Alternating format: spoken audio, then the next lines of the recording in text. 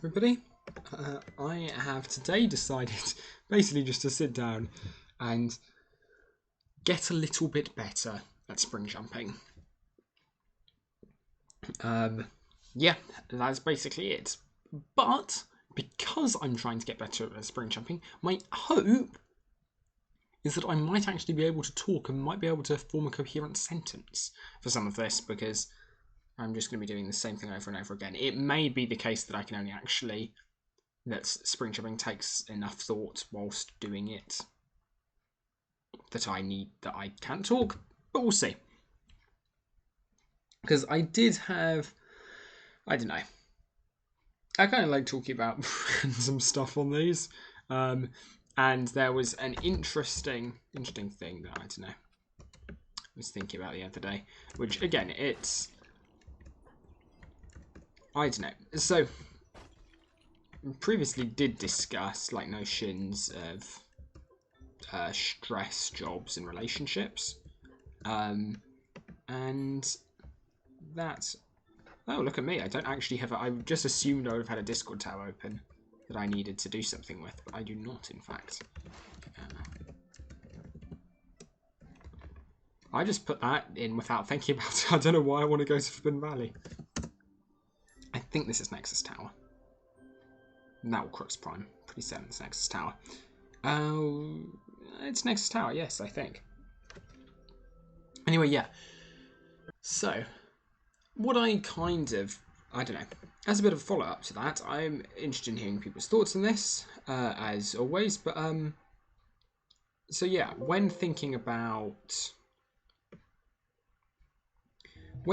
stuff like relationships, one of the things that kind of, yeah, when thinking about jobs, relationships, one thing that kind of springs to mind for me is a notion of purpose. And heavily interlinked with that would be evolution, and that also gives rise, somehow it must give rise to, or at least largely give rise, depending, I am personally an atheist, but I guess depending on your religious perspective, there may be other sources of this. Again, interested in hearing that. Interested in hearing what people think on those fronts. But yeah, so I basically was gonna ramble a little bit about evolution and relationships and stuff, and inevitably get distracted by what I'm doing and entirely fail to remain on topic for the course of this video. There's also, actually, no, more interesting topic, trust. Well, I guess both of these topics that I find quite interesting to think about and or discuss. But yeah, so no, okay, let's... Yeah, so I find purpose interesting because I wonder if we are the only creature that really experiences a notion of purpose. I don't know to what extent we do, and I kind of, or to what extent others do, or do we actually implicitly ever experience a notion of purpose, or is that something we try and find for ourselves? It certainly seems to be a desire we have in life, or maybe that's just me. Some sense of purpose, some sense of a reason why you are doing what you are doing. Wow, walking backwards is significantly slower. I wonder why that is. Why we care, or why we sometimes seem to care about what we're doing. Or not just what we're doing, but why we're doing it. Like, that seems a really odd thing to think about. Like, why should it matter, from an evolutionary perspective, why should it matter what reasons I have for doing something that keeps me alive, as long as it keeps me alive? One of the things I wonder is, what if this came from other people? What if this initially comes from, okay, as we're slowly evolving to work as part of a society, what if at some point... One thing we might want to know, I guess, is, and I guess this actually comes on to the question of trust, is not only what someone is doing, but why they're doing it. Because if they're just doing it so they can steal your food, well, then you probably want to be a little bit careful of that. And so we do have an evolutionary incentive to try and work out why people are doing things. And I guess to try and understand people in general. It seems odd that that would have transferred to ourselves, given lots of the way we interact with other people hasn't really transferred to ourselves. Like, there's a reason introspection is so difficult. But it's because, like, we think about ourselves in significantly different ways to the way we think about other people. I can't believe I'm going to run out of spring shoes on a run that looks this good. And there we are, out of spring shoes. That was pretty high. I could have made that had I had more. But ah well. But yeah, because purpose is a really interesting question for me. Because it's something that I never really... Yes, I just wanted one of those. Yeah, it's something I never really had huge issues with. Like, if I pushed myself to come up with an answer to the question of my purpose, I probably... Well, I would have said, if you asked me a few years ago, I would have said something like, I want to be a physicist. Now, the closer that gets to being true, the more I kind of wonder whether or not that is a purpose in and of itself. Because I don't think what I... Wow. It's a hard question. Does getting closer to something I want to be, does that count as a purpose? Because if so, then you can come up with a great evolutionary argument for why we have a purpose. Because it is that, I guess a purpose is that which drives us to... A purpose is just something to drive us to a particular end, and what we want, or to drive us to become something, to be better at something, and purpose is... If purpose is just to drive in that direction, then we should expect purpose to align quite nicely with evolutionary goals, which I think it does to quite a large extent. So, for instance, one of the things I personally find a lot of purpose in life is interactions with my friends. Like, that's something that I'm like, yeah, I take a lot of purpose from relationships, and from any kind of close relationship. And I guess there's a very good evolutionary reason why that should be the case, because evolutionarily, there's a very, very strong incentive to not only form relationships, but to form close relationships, because that's how you know the person isn't going to turn around and stab you in the back and steal your food. But it's an interesting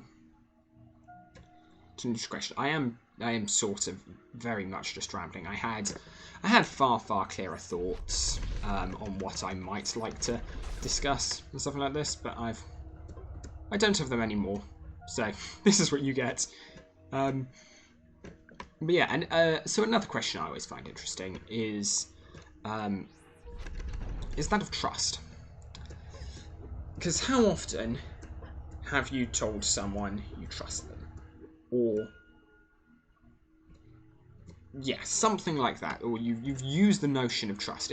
We use it loads, but I began to think recently that really, like, what does it really mean to say you trust someone? So, for instance, a classic example would be like, if I trust that if I fall, you'll catch me. And it's like, well, that's a really, really low bar for trust. Like, all that means is that someone would be willing to do something to, well, depending on what height you're falling from, either stop you hurting yourself, stop you dying, or like they're just getting in the way and always trying to catch you every time you walk down some stairs.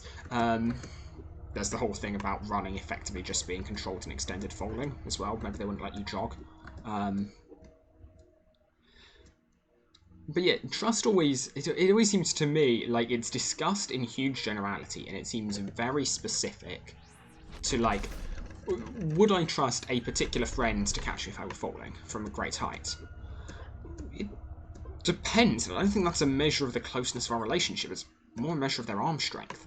I say that flippantly, but it's kind of true. And, like, I think that generalises. I think it seems like a very flippant point to raise that, okay, I shouldn't really be expecting a friend who can't hold my weights to carry me if I hurt myself and need to be carried home. But I think that goes for a lot of... I think the point kind of generalises. Like, yeah, what does it really mean?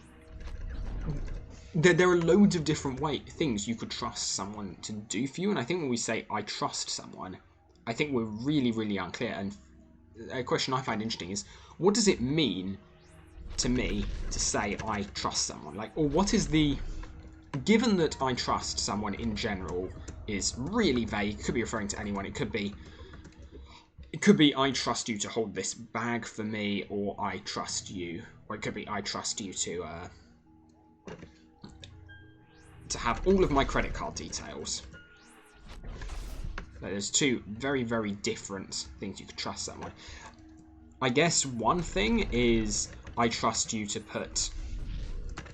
I might set up. That's interesting. Because I did start trying to hit it. I think I waited until... I did choke that one again. It's turning into a pattern. But I think that was because I waited until it had ended before I hit Alt, and you need to hit Alt to cancel it first.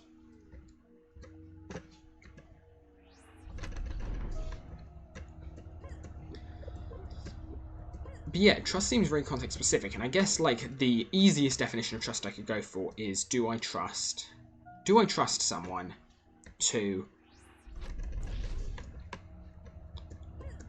Oh, God, it's really hard to say. Do I trust someone to not betray my trust? Was what I was going to say. Which obviously is a really kind of useless thing. But like, what does it count? I guess, do I trust... The question of trust is, do I trust someone to...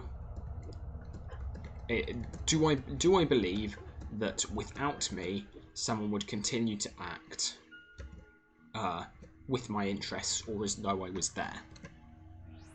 Maybe that's because that's certainly a more interesting question to think about and ask than do I trust you to catch me when I fall? Because there are numerous reasons someone could catch you when you fall. Perhaps you're rich and you're not. Perhaps I'm rich, you're not on my will, and you want... And if I die, you're not getting anything, whereas if you save my life, maybe you will get something like that. I wouldn't say I would trust someone for that. And I think there's also a huge thing then with, in order to trust someone, you have to understand their motivations, I think. Or in order for that trust to be informed, I guess. But then, no, I don't think that's true, because do I trust someone to catch me if I fall? If they have an incentive to, maybe I do trust them. I would argue maybe that's not the most important form of trust. But I would still trust someone who maybe... Yeah, I don't think it would be a deep trust, but I think... I do believe that someone who had a large vested interest in me remaining alive would act in such a way to keep me alive, and probably would catch me if I fell.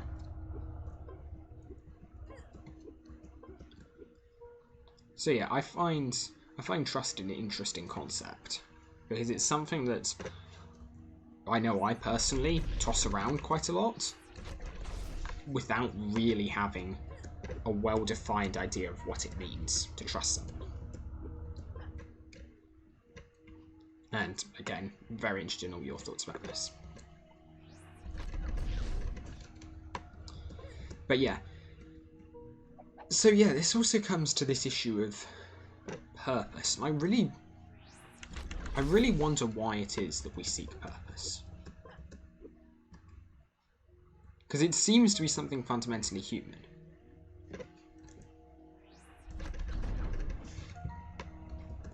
Is it just... Maybe it's just evolution. And what's really happening is... Normally, maybe the issue is not having purpose. Maybe what's really different for humans at the moment is that we actively seek purpose. Maybe all animals feel purpose in the same way as we do when we have it, but perhaps what really sets us apart is that we actively seek it, and maybe the fact that we seek purpose is simply a result of the fact that actually in our society we're less likely to die of something random or starvation or whatever. Like, it's kind of related to the notion, which occasionally gets brought up, that humans have stopped evolving, or we're somehow evolving less because healthcare's gotten so good, and therefore people with minor genetic mutations that otherwise would have not survived, they now do survive, and that therefore we've stopped evolving. And I wonder if there's the same thing with purpose. We now have, our lives are now significantly safer, so most of our purpose, which would previously have gone into just keeping us alive desperately, now that doesn't need to anymore. We don't have any need for it. And therefore, rather than putting a lot of that, we still have this built-in desire, because it's a great thing. Because we still experience purpose from time to time, definitely. But maybe in our day-to-day life, there's now nothing that necessarily triggers it as much, or it's not obvious what it is. It's not as obvious as it would have been evolutionarily in the past what will trigger it. Like, in the past, what's my purpose? Gathering food, reproducing. And now it's a lot less likely you're gonna die before you have the chance to reproduce, and therefore, lots of people can, if they desire, have kids, and so evolution doesn't really put a limit on that. And therefore, we're not as pressed by selection pressures in day-to-day life because society's gotten so strong, and therefore, as part of that, society should at least begin to fill in our purpose, but I'm not convinced it has entirely yet. Like, I'm a big believer in society has hugely affected evolution, and society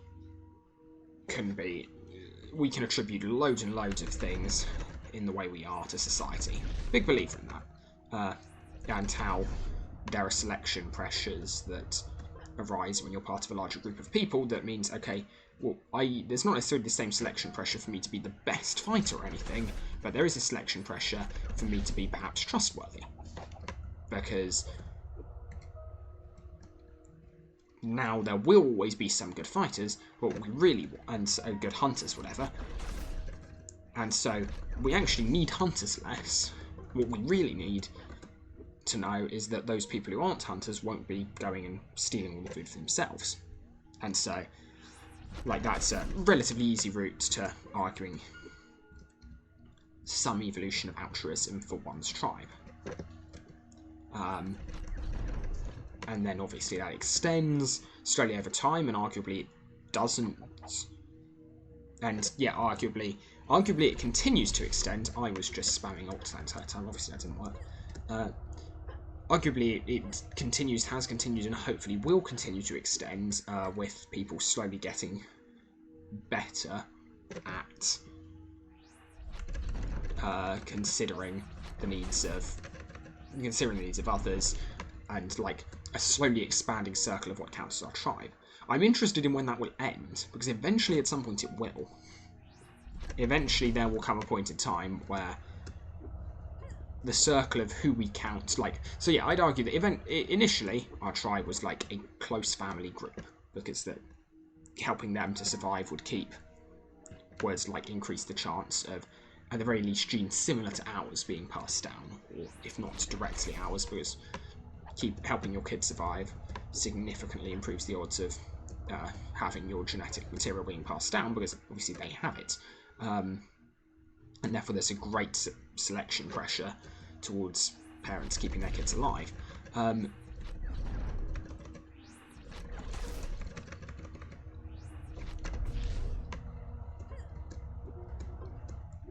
And yeah, my argument is that, okay, well, that can give you like a close familial love, but maybe there's then a reason you might want to work in larger groups, and in larger groups, and in larger groups, and each point in time, evolution ends up giving you rewards for working with larger and larger groups of people, and that then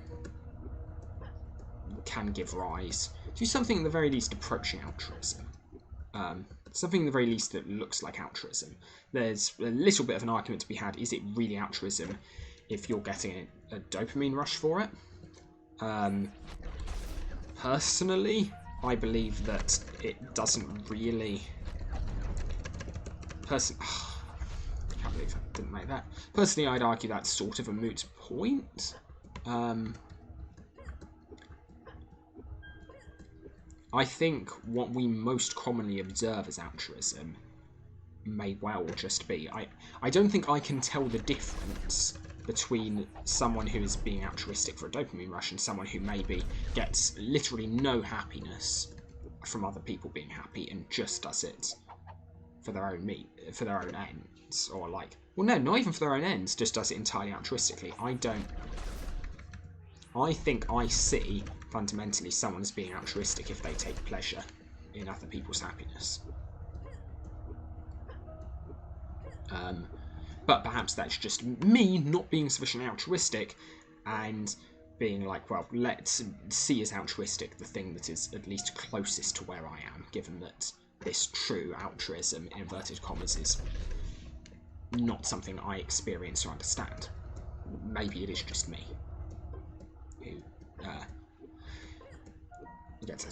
who gets pleasure from other people's happiness, and that drives them to be altruistic.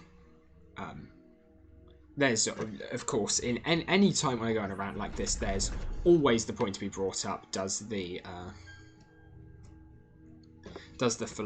philosophy say more about the world or the philosopher? I will bring that up, I'm sure, many times in doing stuff like this, because I think it's a salient point to be raised, and I may be just slightly outing myself when in these discussions as to various neuroses and concerns I have about the world. It's entirely possible, but such is life. I started spamming alt way too early on that one, I think, which I think is the reason why when doing multi-spring jump combos I tend to muck up.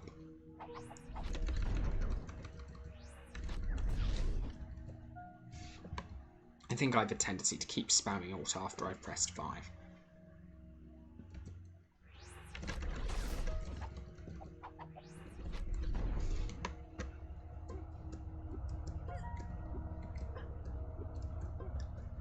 But yeah, so I wonder what purpose is. I'd be interested in knowing where people find purpose, because I think I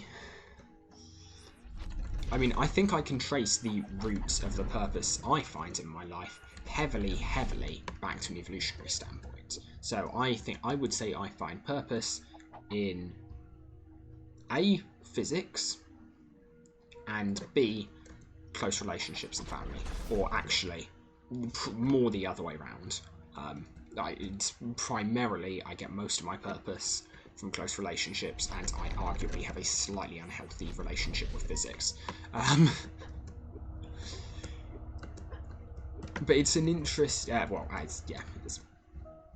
As mentioned in the dream job kind of thing, I don't think I've quite worked out how to really get that balance yet. But it'll come with time. Well, I hope it will come with time. Probably won't, but fingers crossed.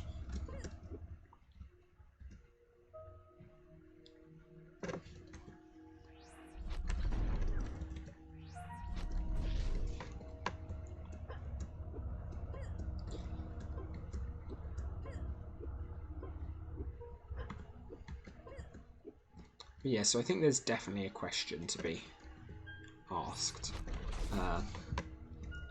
as to yeah. So that's what gives us purpose. But yeah, so like coming back to my two things, well, evolution has great reasons for both of those. Physics is something I'm really good at compared to other stuff. Compared to, for instance, hunting and gathering, I'm kind of bad at that, but I am comparatively much better at physics, and therefore it makes sense from a societal perspective for me to do physics, because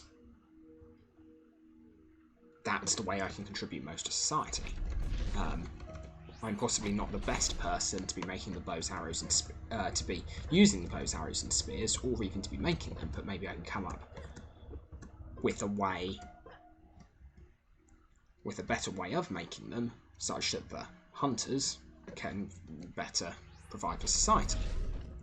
To go back to the analogy of a tribe, and everyone gets the most benefit out of that. So there's arguably a good selection pressure for you to do a job you're good at, or you enjoy, and can kind of, there's a good reason for doing something you're good at to provide you with purpose.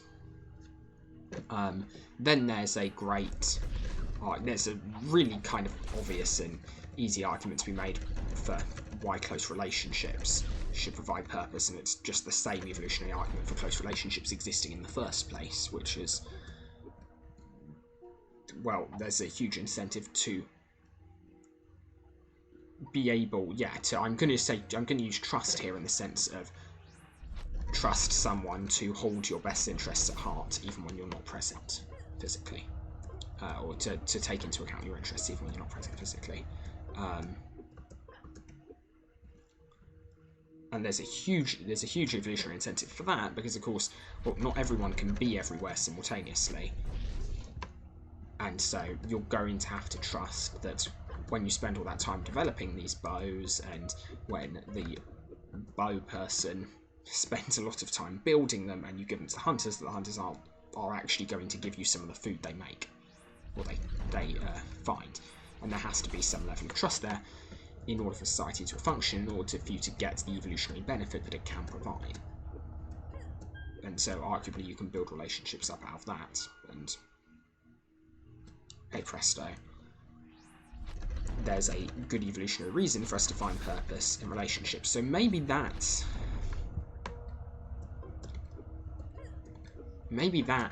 kind of the reason why people begin asking about purpose. Maybe it's become easier to I hesitate to say it's become easier to survive, but maybe the things we need to do to survive aren't as obvious anymore. Like, we still have huge evolutionary pressures to eat, and things like that, but and like those are really obvious ones, and they've been honed over millennia, whereas the pressures to conform to society to some extent, in order to make life easier for everyone and to fulfill a particular role society expects of you, i.e. to do what you're best at, maybe that simply hasn't been honed by as many millennia, and so that's not as strong a pressure. Or maybe it's simply that we have a pressure to do what's best for society, but it can sometimes be, it's a lot harder to know, to like get a definite yes success, like this is a good thing for society, what I'm currently doing, this is helpful. That's a lot harder to know.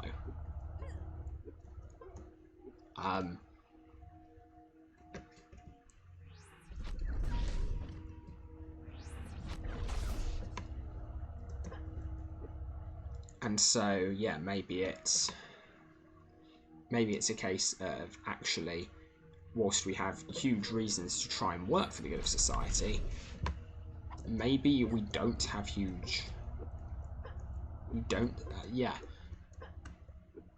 perhaps people have more issues with purpose because it's probably a combination of the two. It's not as honed to provide for society by evolution, and simultaneously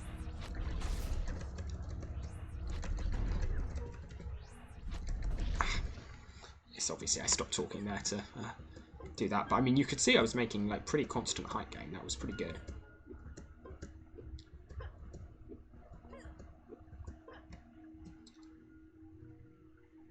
yeah, and I don't know. It's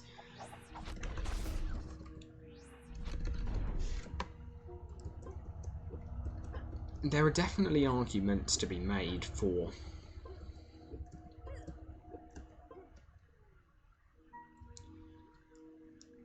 purpose being this sense of purpose maybe not being something innate, I guess. And well, I mean, obviously I would argue that it has to in some sense be a result of evolution. I'm sure there are people who would disagree with that and argue that we can definitely, well, I think many people would argue we can definitely get purpose from other sources.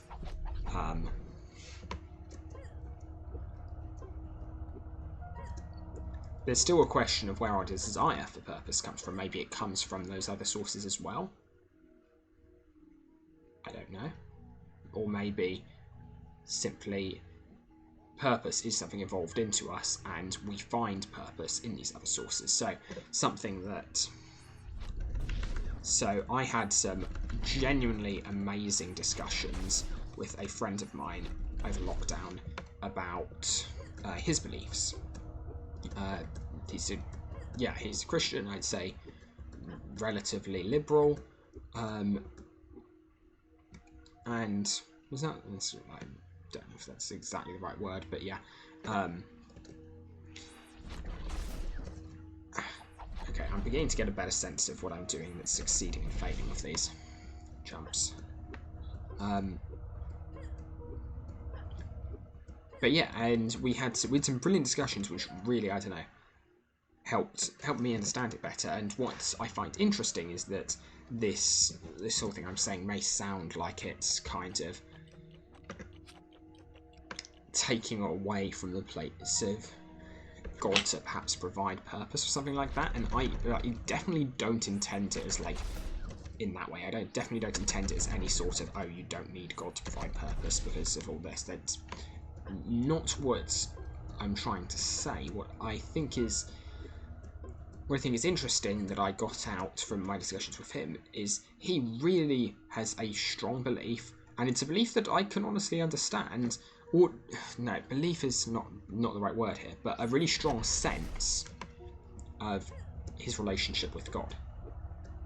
And that wasn't something I'd ever truly understood before, how you can, like, that relationship, how Christianity can be more than a set of rules and can be like an actual relationship. And of course then it makes a ton of sense why it provides purpose, even from my evolutionary perspective, and that's not trying to demean it in any way, the sense of purpose that it does provide.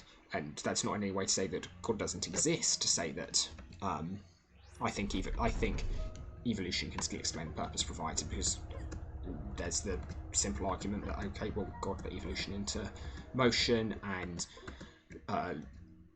evolution has favoured humans being developing close relationships with other humans. God created humans in their own image, therefore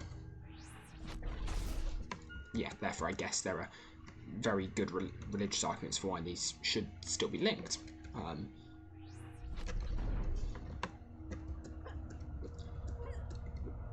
And yeah, I find it, I'm definitely not saying any of this in an attempt to kind of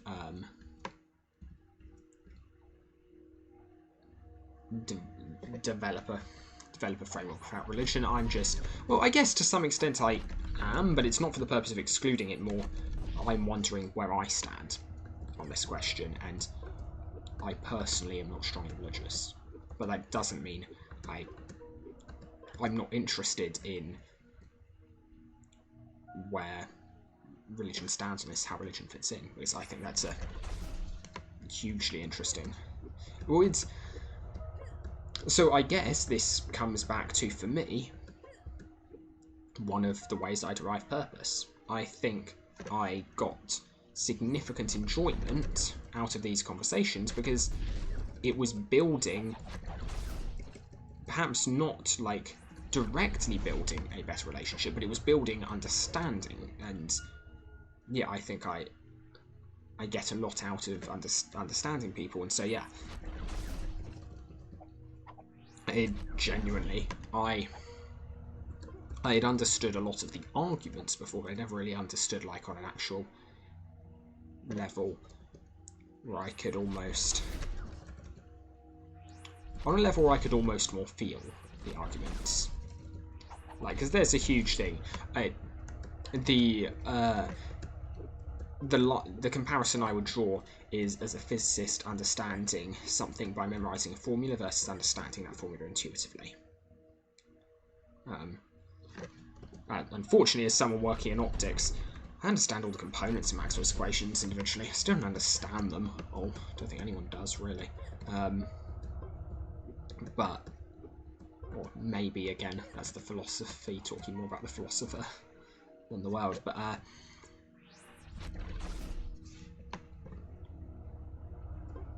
I lost track of my train of thought totally. Yeah, such is life.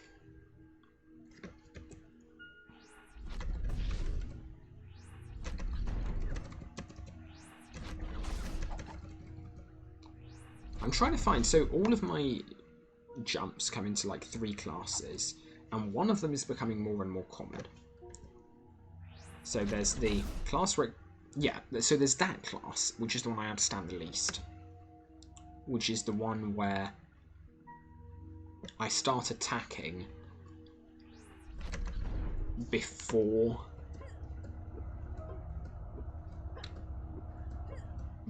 like I deal damage, and the damage is only like dealt on the timeout or something. That one's the one I really don't understand and feels weird.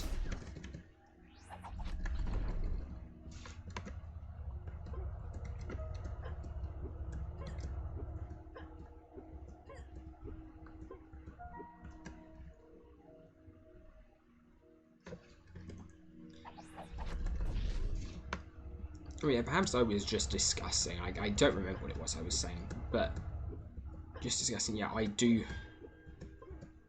I found that such a rewarding experience to honestly like build and understand it, or build some sort of feeling, not just build like, yes, I know the arguments. There is a book called the Bible. They read it, they believe it. That I would argue is very much. Well, it's very much what I had for years, but it was not an understanding of Christianity in a sense. And this really helped build not an understanding of Christianity. I would never go so far as to say that, but build an understanding of one person, of a subset of one person's particular views on the topic. And it was really interesting. So if anyone, so please, like, if you have comments on this, I'm really interested in hearing them and getting a sense of where you stand on all of these issues, because it interests me. For whatever reason, I get a lot of. Yeah, so I guess this is something I kind of brushed on a minute ago, but it's the link between, well, and right at the start as well, but the link between satisfaction and purpose. I think maybe at the most basic level, our purpose in life is to find satisfaction, and it's a question of where we now get the most satisfaction from by evolution, or where evolution gives us the most satisfaction. For me, that's very much an open question. What I can do that evolution sees as worth rewarding me with dopamine for, and I think that feels to me equivalent to my purpose. But I don't know. These are mere thoughts, and as such stuff as dreams are made of.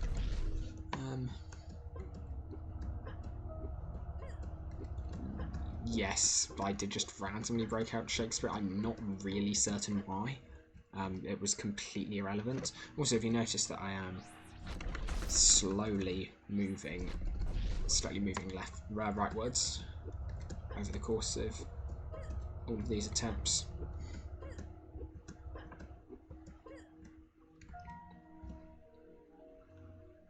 Obviously, I mean in political standpoint. I've really just over the course of all these spring shoes, I've gone significantly in that direction politically. And before anyone comments, that's not saying where I was to begin with. It's always possible to go further right or further left. Well, Yeah, I think that's fair to say. I'm not going to even attempt to define right and left, and I think that's a huge I think drawing the classification of right and left is a... Well, okay, so this is something I think is an interesting thing upon which to comment, which is, yeah, the huge, like, which side of the political spectrum you're on. And okay, I know that things like the political compass test now split it up into more sections, and you can do like the 3D political compass test, yeah, etc, etc. You can build it up. I still think all of them quite hugely underrepresent the issue, and obviously it's, well, that's the thing, like, obviously it's really, really difficult, because no one shares the same life experiences as you. Basically, no one will share your views. Exactly. And as humans, that's really difficult, because there's the... I forget the name of the number, but there's like there's a number which is said to describe the maximum number of people that anyone can conceive of at any one time, or with whom anyone can have. I think it is quoted as like a meaningful relationship. And the point being that lots and lots of evolution has kind of taught us to understand people in reasonably small social circles, and for anyone outside of that, like, obviously we've had to eventually, at some point, in order to get a notion of society, we had to accept, okay, there are people who do live outside of our particular social circles, and we kind of had to say, yes, okay, this does exist, this is a thing, there are those people who are not us. Right, I'm going to stop talking now.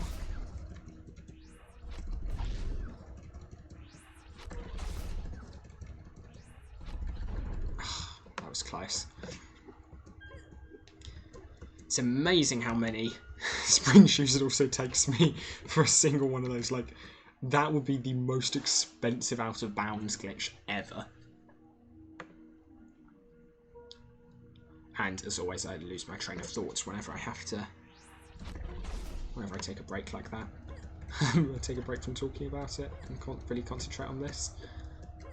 I can also feel myself every time I land moving slightly rightwards because of slope speed.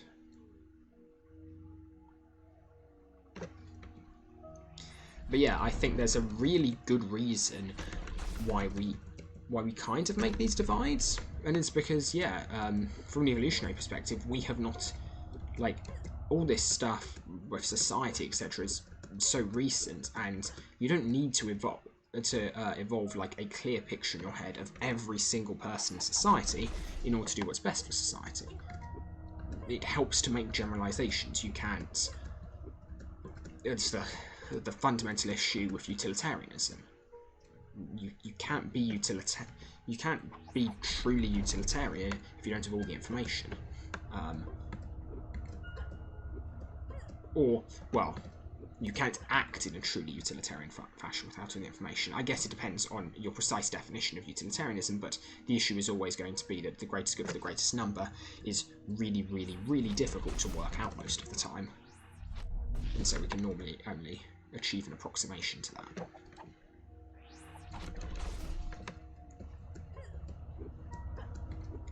And yeah, I think that's a fundamental thing. We start. Evolution kind of forces us to. Well, yeah, we've got a limited number of character slots, just like Lego Universe, as it were, I guess. Limited number of slots in which we can like store and truly like take the time to understand different people. I mean, and I'm not claiming somehow because I'm saying this that I'm above that. And what I find really interesting is I started recently trying to more consciously do this, trying to more consciously not to compartmentalize people more, but trying to stop compartmentalizing people, trying to reduce the amount by which I do.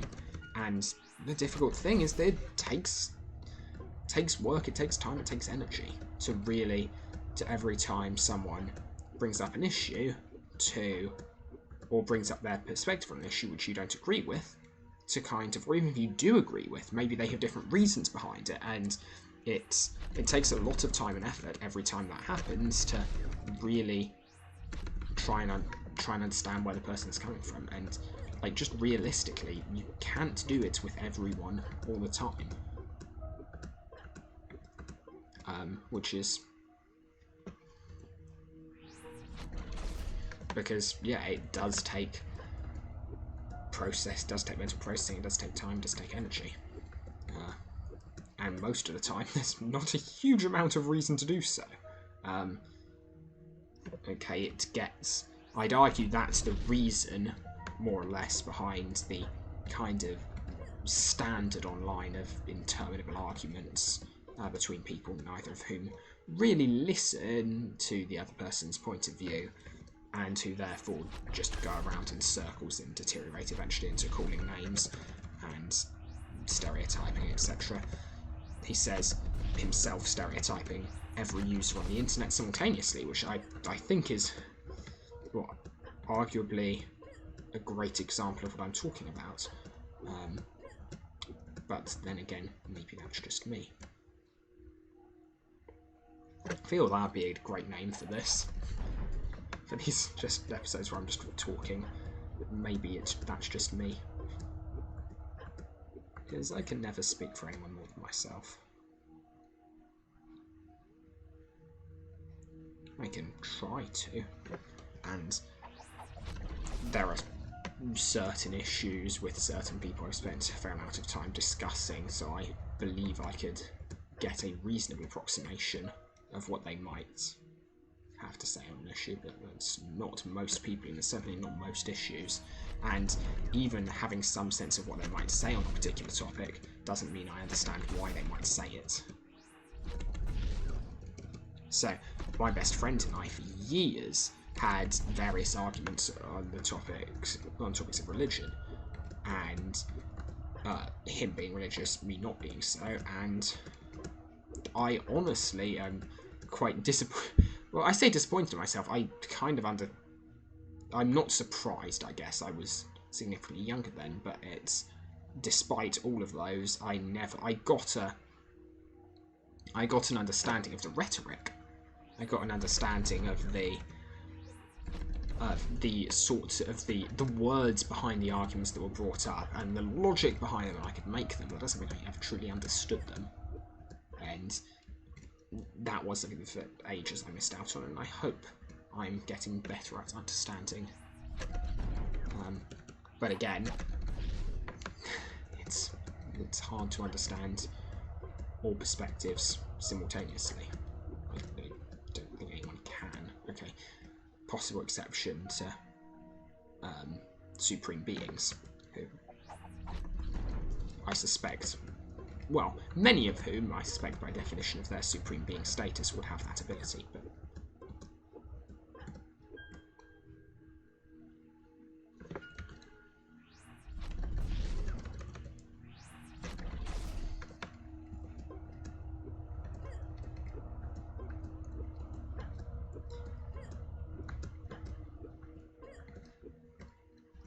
yeah, and I found it an interesting thing to delve into more and more recently. Just to consider well, it was a big thing for me over lockdown, because of course, well, for various reasons, I'd just come to uni, so I knew far fewer people. There was obviously a national lockdown, as mentioned, so I wasn't seeing as many people, I wasn't forming as many relationships, and for a couple of other reasons, it was a time where I was kind of lacking purpose. I very much filled the void with physics, which arguably wasn't the healthiest response for me, but hey ho.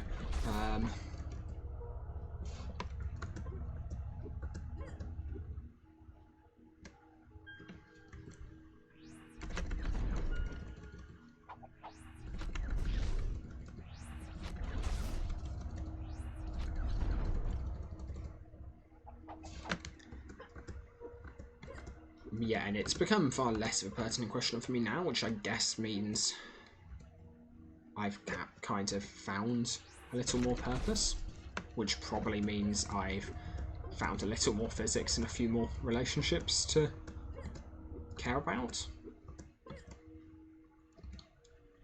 But I still think they're deeply, deeply interesting questions as to what actually makes something a fulfilling purpose. Because I guess that's what we're really looking for.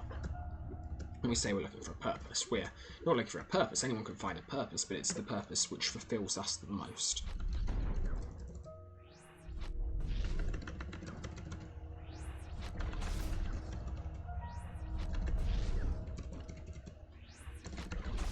No, not good, not good. Well, it makes me feel better for that one time I choked that I've now had that glitch occur multiple times and choked all of them. So that's something interesting that I spent more time theorising about the other day, is why that actually happens. Why you sometimes get that just directly forwards motion.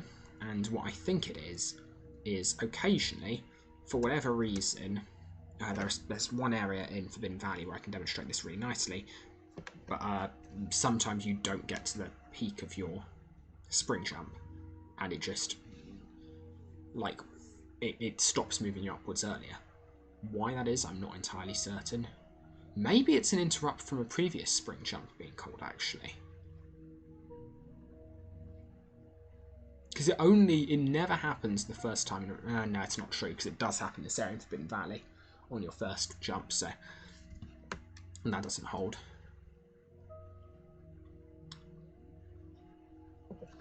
But yeah, the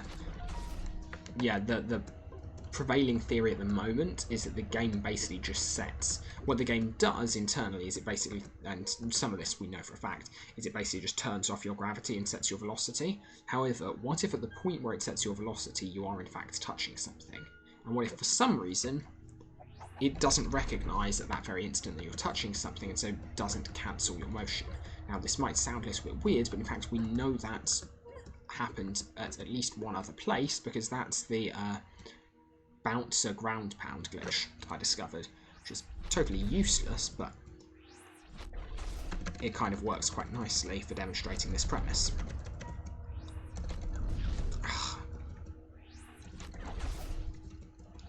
I'm just losing height.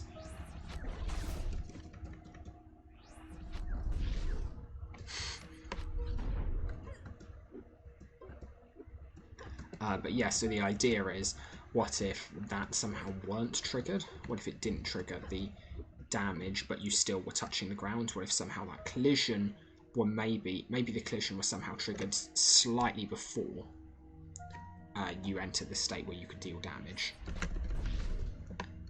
And so you're touching this, it doesn't trigger, you're touching the ground, doesn't trigger the collision, and then the game tries to move you down and forwards. Well, obviously it can't move you down because you're touching something, but what if the game it's turned off your gravity, so it only needs to set your velocity once? If it kept saying your velocity, well, what would be the point? You can't do anything to change it.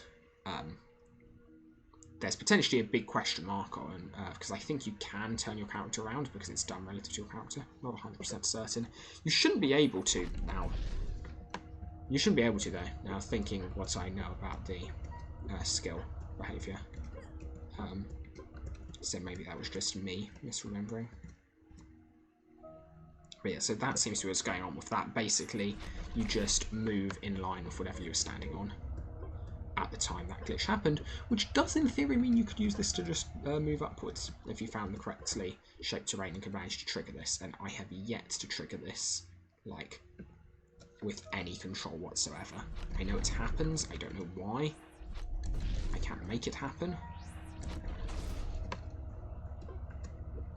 Hence why I'm not relying on it, and I'm primarily just trying to get better at spring jumping in general, which in fairness I think I've made some progress on today.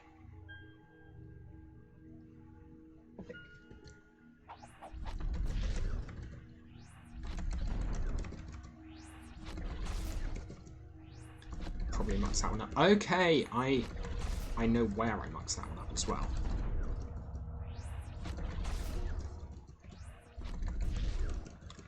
Oh, look at this height gain. I mucked it up Yeah, there we are. And I know exactly what's happening. Okay. So. Okay. That actually explained a lot. So what happens... Okay. So we've got the 3 classes of jumps. First off, there is this. That's the ideal one. That's what happens where you hit Alt after the peak of your jump. Then there is this. Oh, well, I can actually even manage to get that right.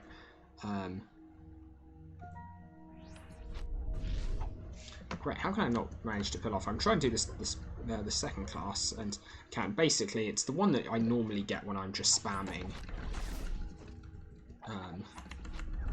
Spamming shift, where I kind of just... spamming alt, rather, where I... Yeah, that one. Where I just lunge forwards. And that's basically to do with me hitting alt.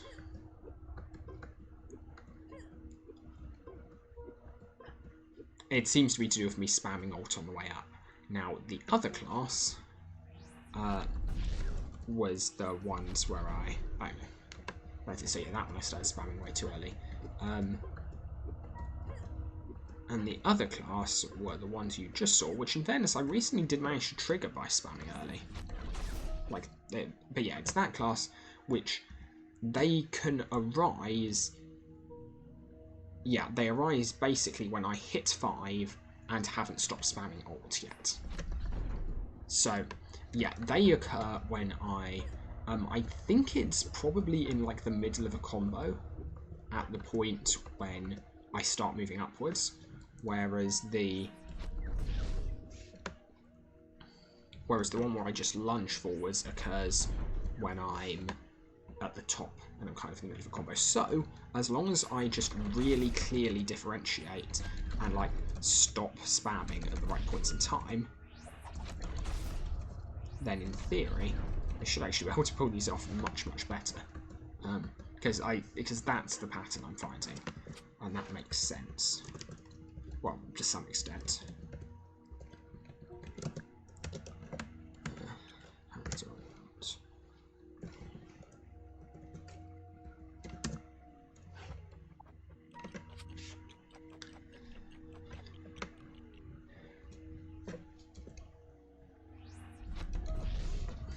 Should take a look at the logs and see the number of times I've given myself, or just the number of these I've gone through. It's like even today I've gone through probably about 500. Probably more than that, I don't remember. I think I've like made up to 200 like 3 times now maybe, and I made it up to 100 once before that, I think. Yeah, okay, so again, that I started too early, so it's all about not starting spamming alt too early and not spamming it for too long.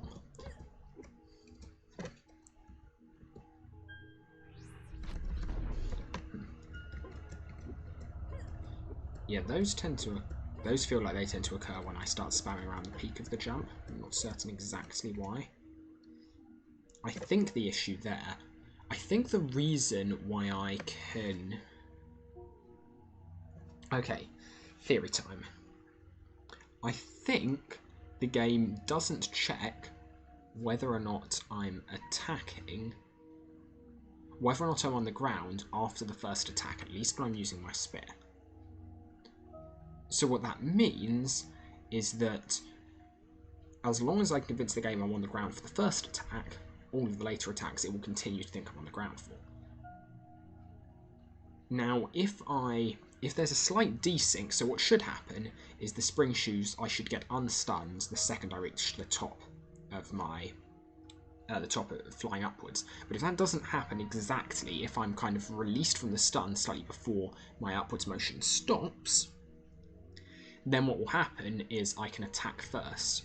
And because my downwards motion hasn't started yet, the trigger, which says when you're moving downwards and you attack to end this, well, that hasn't occurred yet. Which means I'll attack with my first attack, and the game will check, we'll see I'm not standing on the ground. Conversely, if I'm moving downwards, and I'm attacking... Okay, there are potentially some flaws to this, but I think this is on the right lines. yeah, if I'm already downwards, then my attack, without question, will go ahead because it needs to end the spring jump. Or it ending the spring jump means the game is like, yes, you're on the ground for whatever reason. That's still not precisely well understood, but...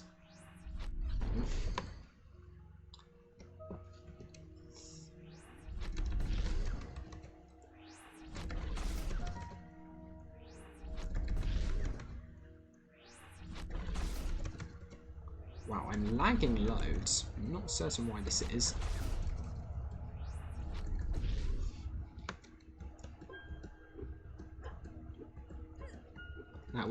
That was really bad. So I was lagging quite hard there. But the premise works quite well.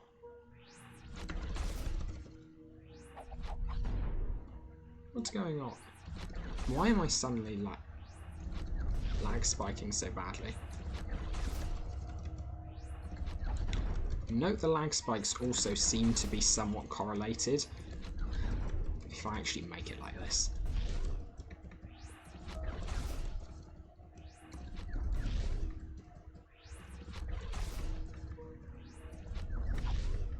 Cannot believe this is gonna... Okay, no, I don't think I am making it. I'm making it probably closer than I've ever been, though. I actually might make it. I don't know why or how.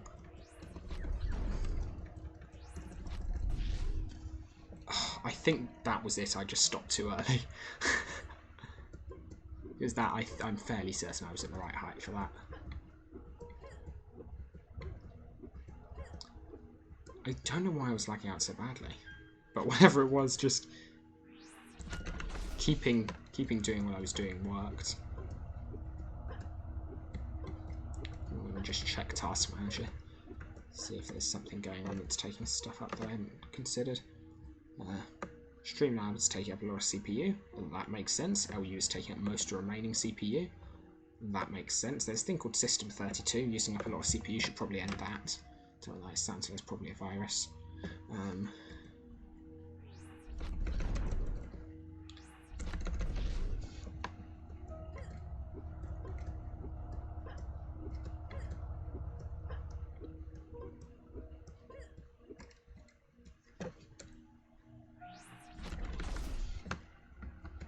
But yeah, and then strat hunting in LU has kind of become my little bit of most surrogate physics, where it's significantly easier to make progress than actual physics.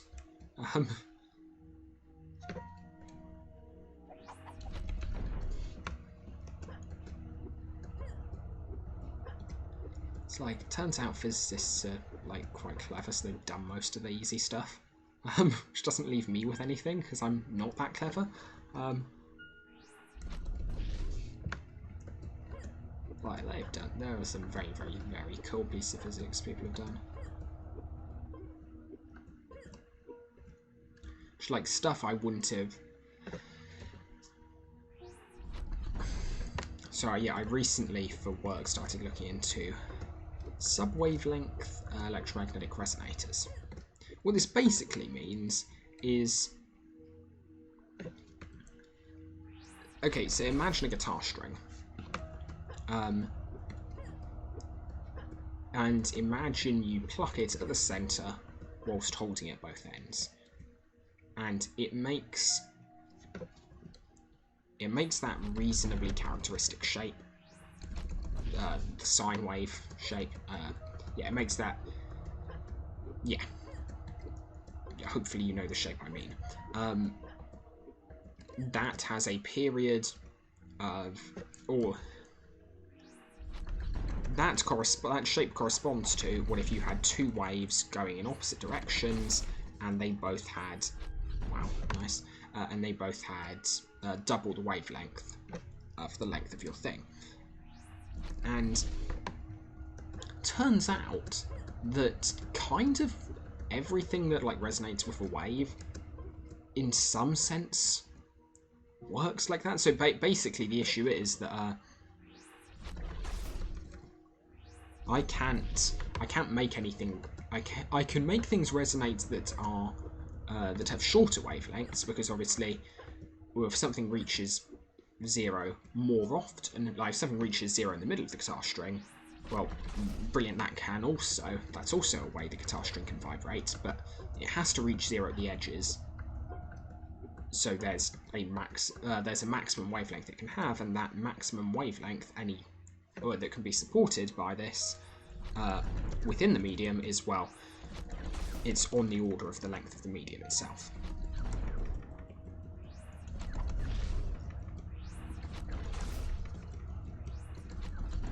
Making height gain in the cursed mode of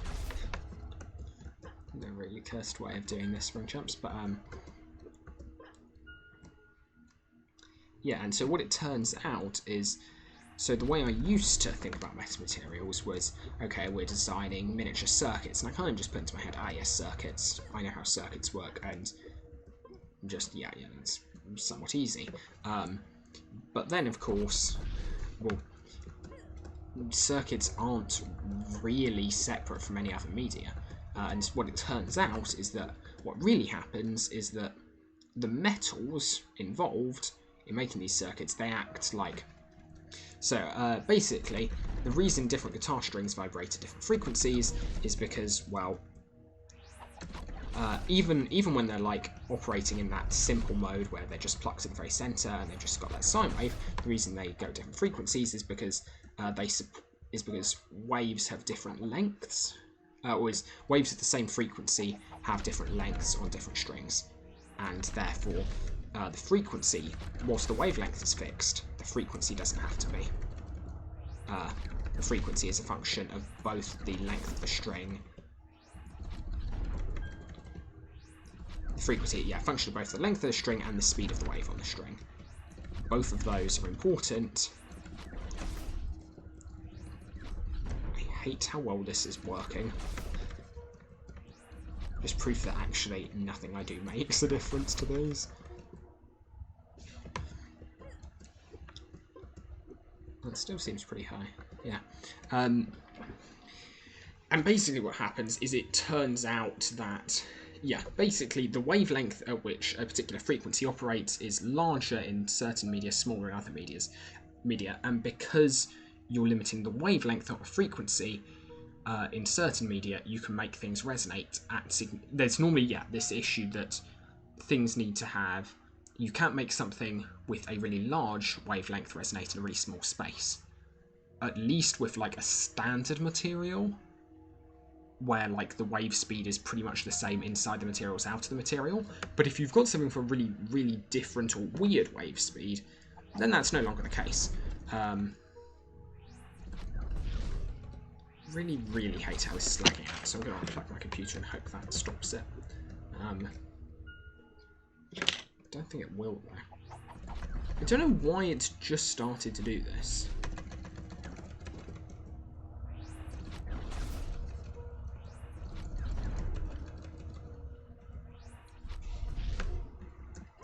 But yeah, and basically it turns out metals really, really compress, like, long waves inside of them.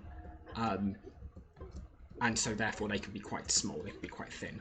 And our circuits are just approximations to like the first way of putting waves inside a metal. Like imagine plucking the string at the very center. You can pluck it in other places and you can hold it in the center and you'll get different frequencies, but we're interested in typically the first one or the one with the lowest frequency. And it turns out metals are really good at letting a frequency that would normally correspond to quite a high wavelength resonate along them. High wavelength, low frequency. I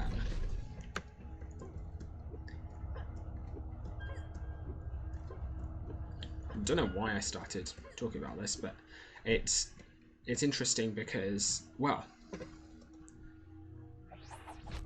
that's like with a really standard model of what this was all in the aid of saying there are some really, really clever physicists out there, and it scares me. Because that's with a really standard model of what's going on. I guess Okay, just a note. I shouldn't have tried to land on the thing because I don't need to land on the thing. I just need to get out of bounds. I can get over the edge and we'll be out of bounds.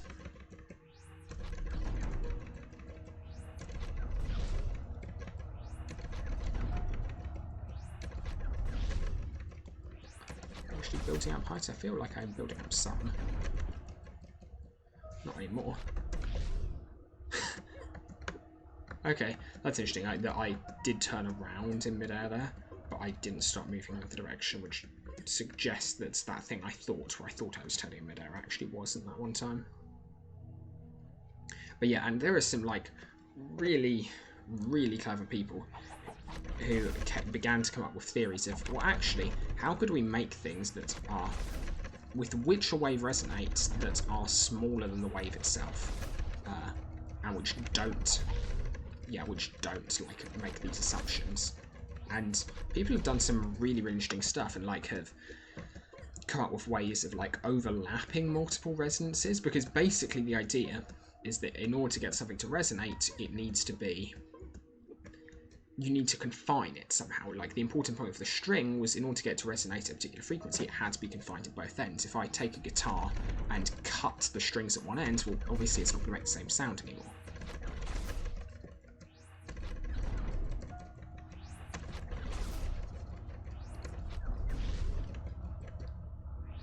I swear my computer wasn't lagging this much on every spring shoot used before. But yeah. And so the issue is, well, the question is, are there kind of any ways of holding the strings in place without actually holding them in place, or holding them in place like a large distance away from the thing itself? And it turns out people have come up with really, really clever ways of doing this, which kind of involve making it resonate in two different ways but at the same frequency, such that the stuff near, like inside, doesn't cancel out, but the stuff at long distances does. And so the thing, well, and this is the best I can understand it. I really, really don't understand what's going on, and I feel it's the answer to some problems in the field I'm working in, the field of metamaterials. I have no idea, no conception, no understanding of how to use it. It's really, really interesting maths that is pretty much entirely beyond me.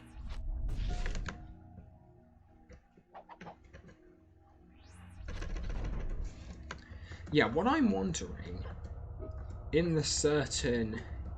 So there are obviously certain areas where it doesn't let me go up and it kind of cancels my upwards motion.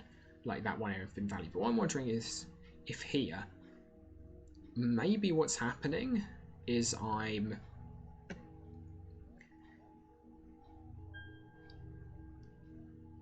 maybe like, maybe the cat, I was thinking maybe the cancel to the motion from the previous one timing out was what was occurring, but I don't think that's what is happening.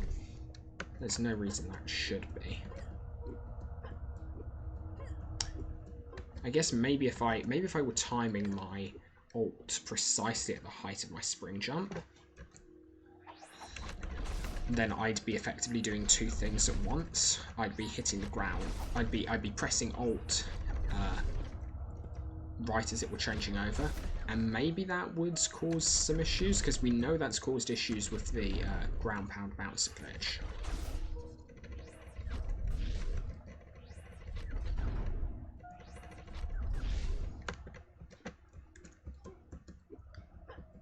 Wow, this has been the first time I've turned around in ages. I've just been running backwards. So, okay, let's actually aim a little bit closer. Don't want to aim too close, actually, though. Okay, so let's keep going at an oblique angle.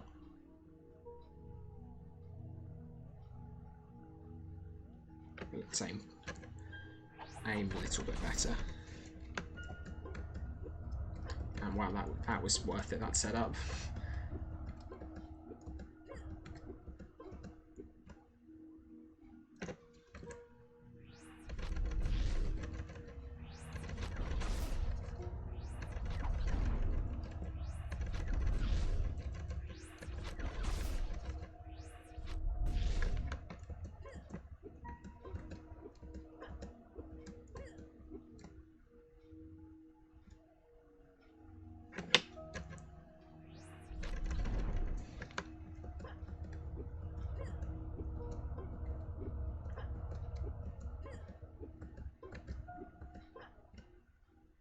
Yeah, those are some interesting thoughts. Well, maybe they're not interesting thoughts. Those are some thoughts. You can decide for yourself whether or not they're interesting. You don't need me to tell you whether or not you think they are. You don't even need me to tell you that.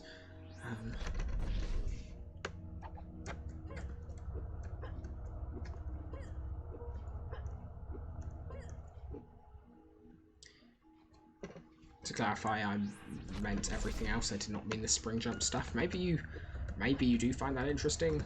I would like it if you did, but I would understand if you did not, because I don't think many people in the community really do. I think the standard consensus is it's cool when Ninja does one of his weird jump things. But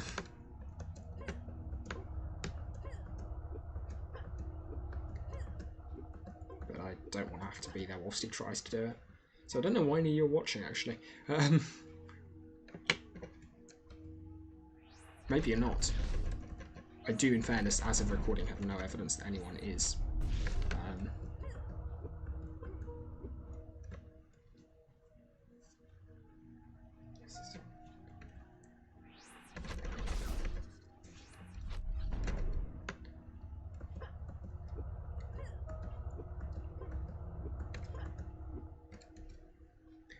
I love how spring shoes are like a completely useless item, pretty much, aside from this glitch.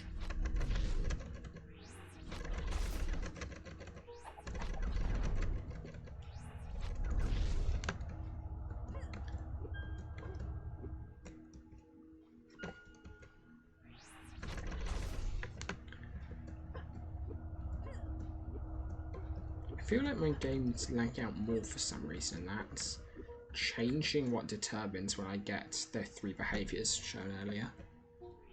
I have no idea why my game will be lagging out more, but I feel like it definitely is.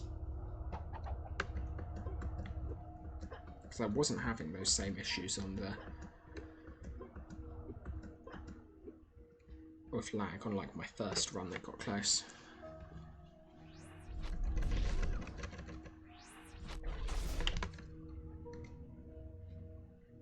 Maybe I will quickly restart the game. Seems like a reasonable idea.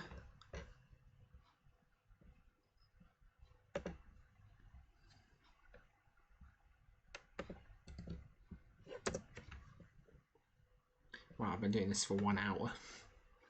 I've literally just been spring jumping for an hour.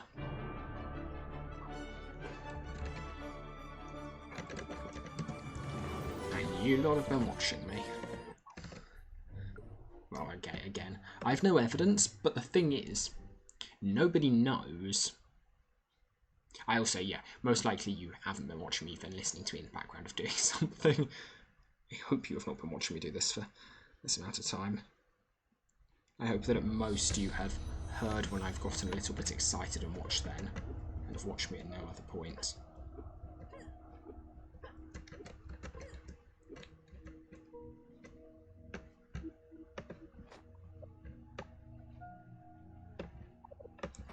Actually, yeah, I'm running out of spring shoes again. I'm really glad I memorised the ID for these.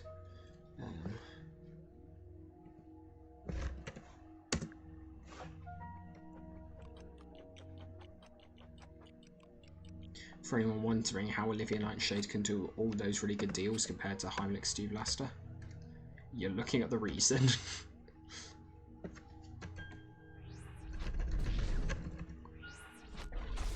Okay, this feels so much nicer.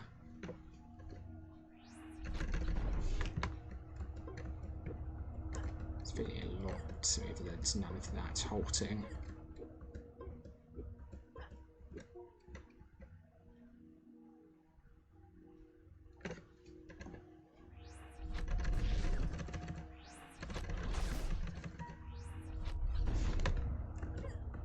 So let's see if without that I can give this another good go.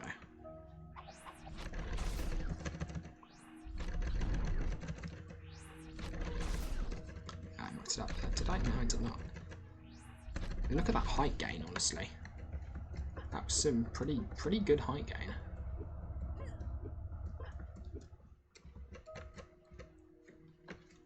Like maybe had I just started moving forward.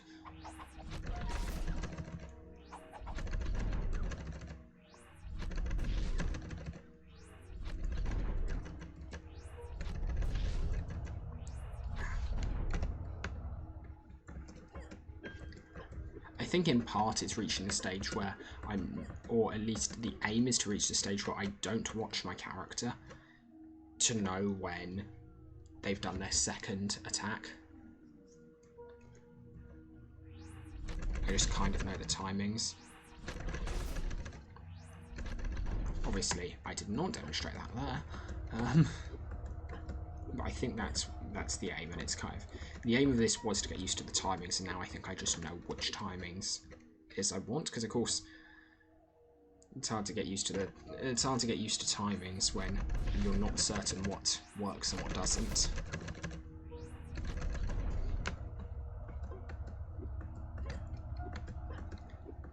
There probably is also a nice way of doing this without button mashing, but tough. In fairness, I'm not even button mashing too much anymore, I think.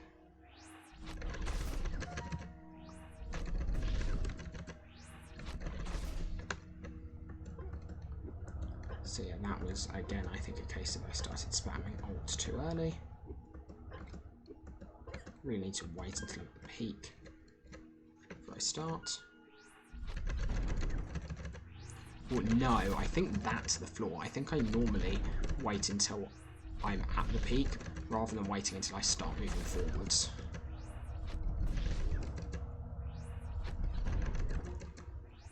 Because, like, for instance, doing this run.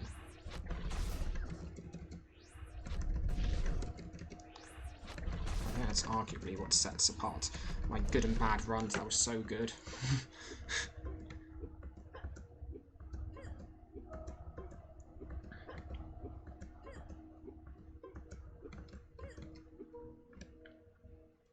So people were talking about memory leaks now the other day. I wonder if that was what I was having there.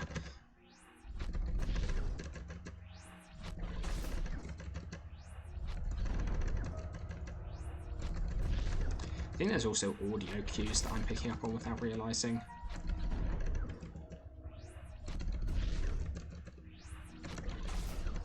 Or at least if I'm not picking up on them, I don't know why I'm not, because they are there.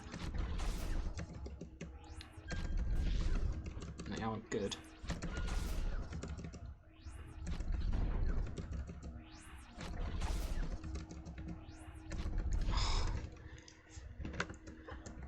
I'm not making these, but I'm reliably getting a lot farther than I have been. Obviously, I'm now going to fail multiple times because I said that, but...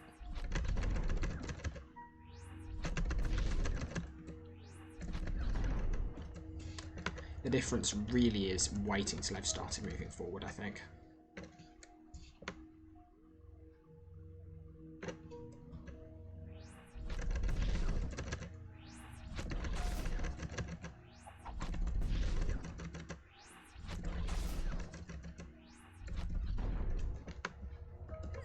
Not certain what went wrong there. I will assume that I didn't stop spamming or didn't stop spamming early enough or started spamming too early.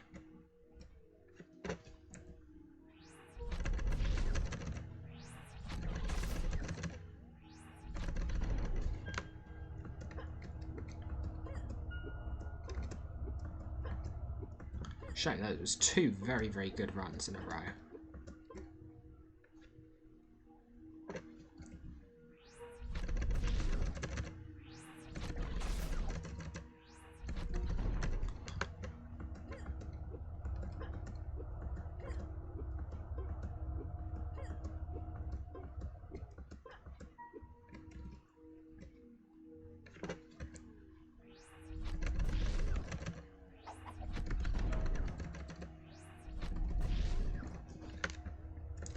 Goes to the ground very quickly in that one. Not certain why.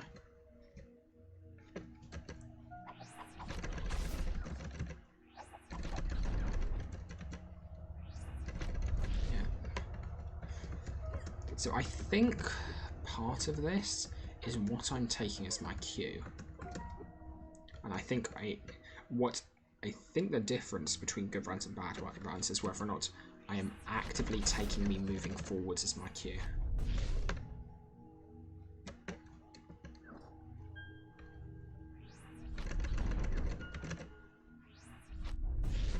obviously there's also a certain element of seeing when my spring shoes have elapsed and knowing when to start spamming that, because I can't start spamming them both simultaneously. In fact, I can't even start spamming Alt after I've started using my spring shoes.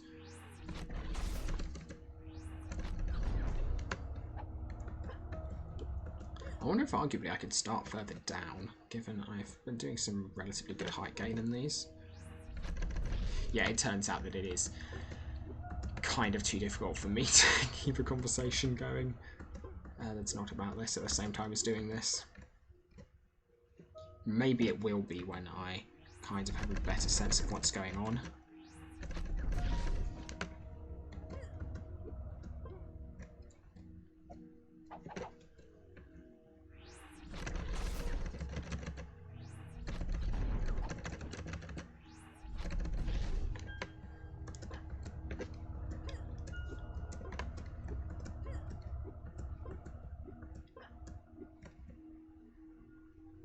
So much for me thinking, two runs in a row, getting extremely close. I think we've cracked it.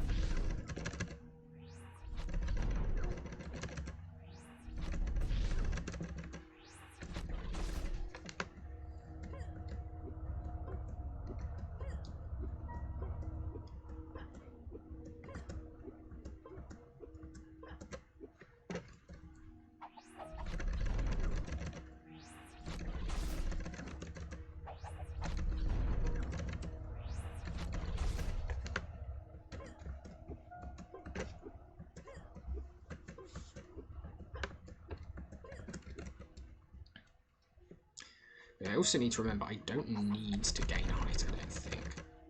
Fairly certain I just need to get over there.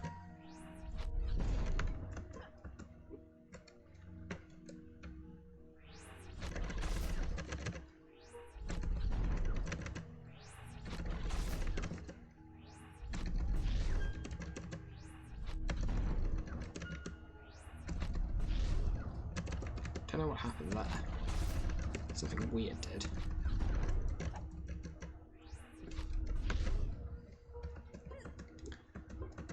I can't pay attention to exactly what's happening, but I know at some point there I moved further forward than I should have done, or like an animation got delayed in playing.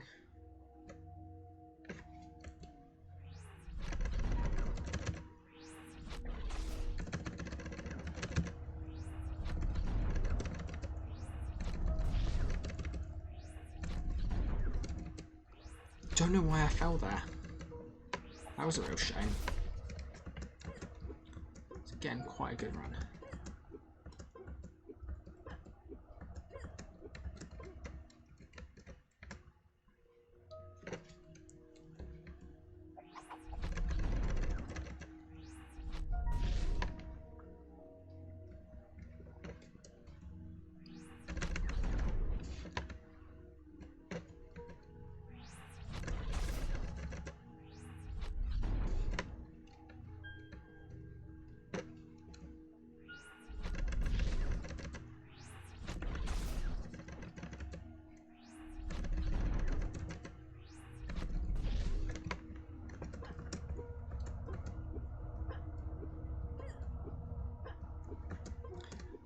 Sometimes I start too early.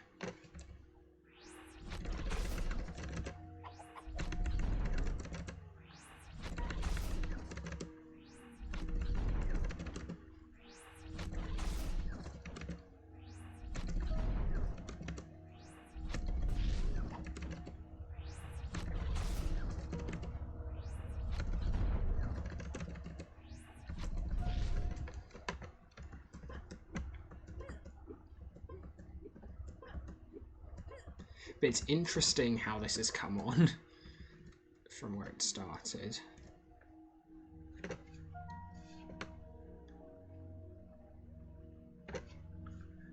It's like just something to help me get over the thing in Forbidden Valley. And all because I happen to have a different item on whilst testing out on the monument that one time.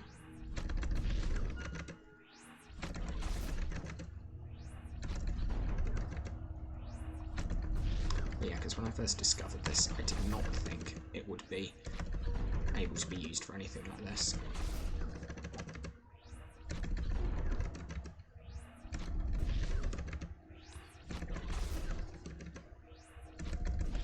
Because when I first discovered it, well, the character I was using was fists only. I mean, it wasn't specifically fists only, but that was what didn't have a weapon. So I didn't realise I could air stall.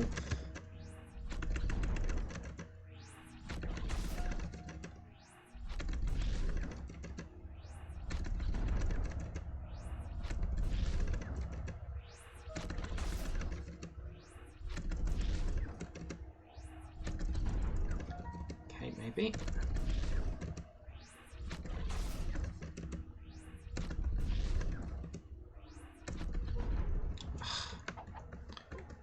Just look up at how high it was now. It's already despawned. Nice.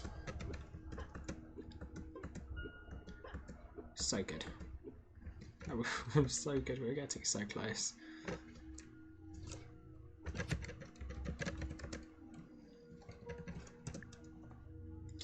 Yes, that was what I meant to type.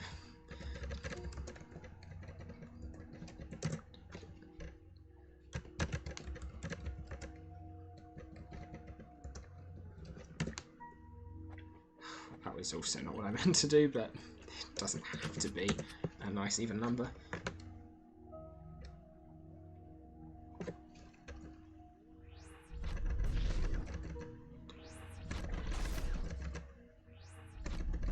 Note the game's starting to lag on me a little bit.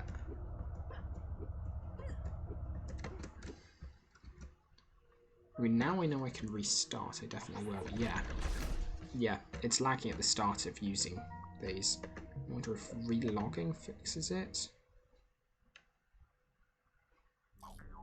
Well, that's interesting, because it definitely began to there.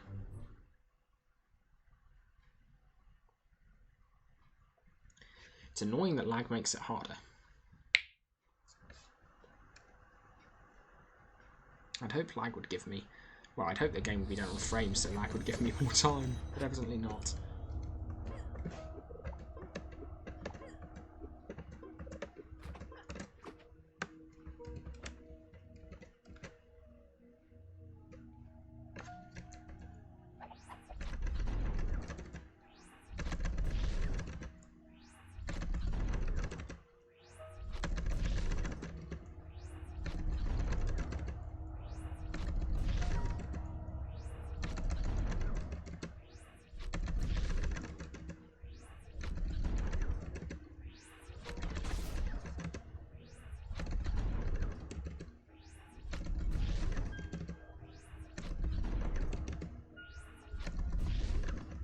I think I might have aimed too far to one side for this, which is not good. I'm definitely over the height now.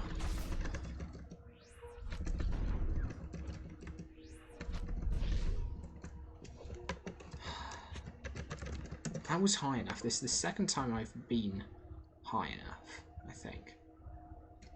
You notice there's something... There's a... How did I at no point realise there was a ceiling? So I've been gaining too much height and then hitting the ceiling. Okay. But if I know I'm... I cannot believe that. Proof of concept. You want proven that it's possible.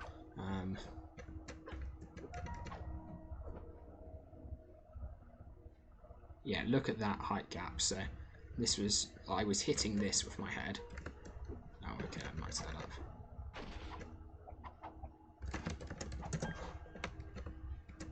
Huh. Physics extends out all the way there. Good to know. So if I do ever shoot, it'll be really obvious. Or it'll be fine. Oh, okay, it won't be fine. I'll be stuck there, but...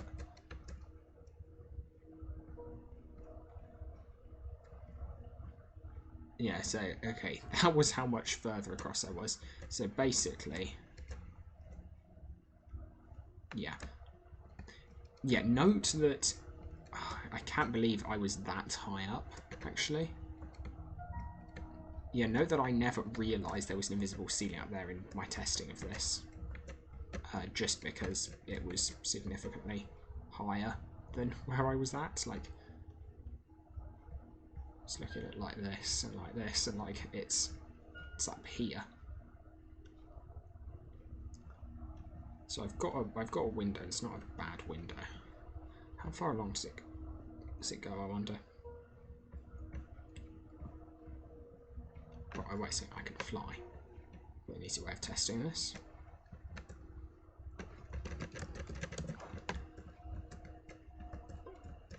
Zeop did remind me after. Seems to be going quite a ways out, actually. Okay, interesting. Yeah, Zeop did remind me after a previous video that I can just type /fly to toggle. And I do in theory know this information.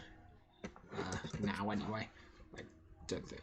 I knew it at the time, but entirely forgot to apply it to my life.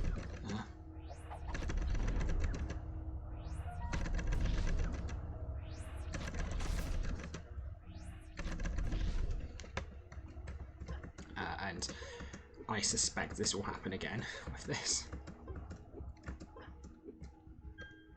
Fly on and fly off are just so much more convenient in my head, at least. I mean, they're not in terms of typing, but they're significantly more convenient because I don't have to remember what state I was on.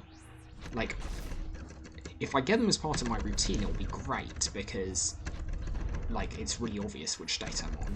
But I'm not consciously thinking about that as I'm typing the commands. Okay, so note I'm actually intentionally staying a little bit lower here. Wow, okay, I went too low on the last jump, but I don't know I need too low, because I don't think hitting something from above is actually a problem. So I think I just want to aim a little bit steeper. But conversely, if I'm reaching that height, maybe I could just aim to get on top of that. Maybe I could start further back, start on top of there, and height gain to get on top of that if I'm already making that height from here, or more or less making it. Giving myself a height, it would require me being more consistent and getting further. That's the only issue.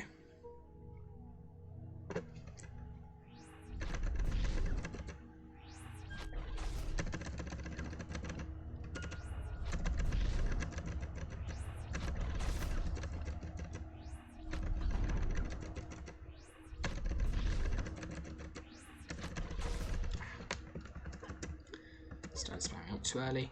Yeah, the reason I think some of my runs just fall downwards is because I'm still on. So there's a cooldown for a particular thing, and there's a global cooldown, which is, well, it's not a global cooldown, it's actually a stun. And I think I'm sometimes trying to use I think that's the reason I need to spam the spring shoes, is so I know I'm not in the middle of a stun. Don't ask how I just got 2 of these forward jumps in a row. I have no idea, but... Well, okay, not in a row, but you know what I mean. In short succession. And mucked them up in basically the same place in short succession. We're getting significantly more evidence on these particular.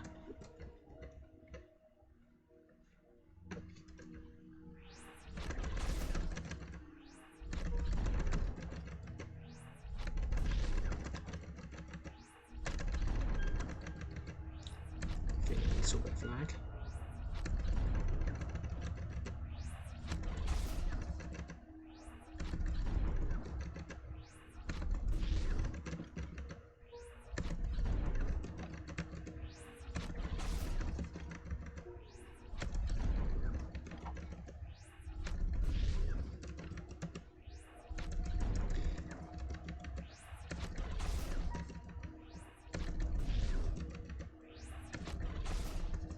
Okay, something I noted there. I am significantly more successful if I stop spamming ult and start spamming 5 after the second attack.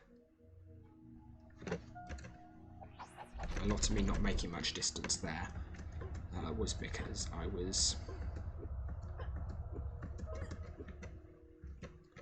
wasn't doing that right. Words, no.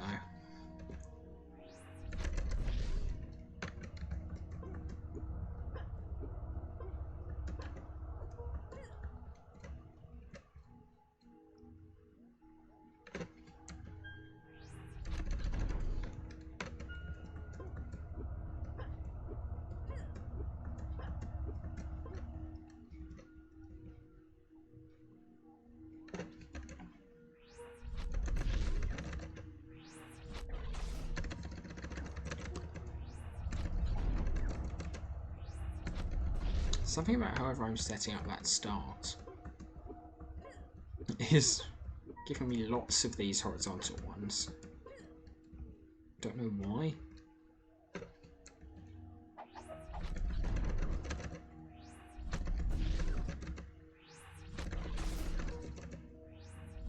Okay, no, lots of height gain there. That actually going down, believe it or not, was intentional. So that is getting too much height gain. It's nice that I now do have some sort of control over going up and down, at least a little bit. Obviously, I seem to be panicking when I get too close and start spamming alt earlier.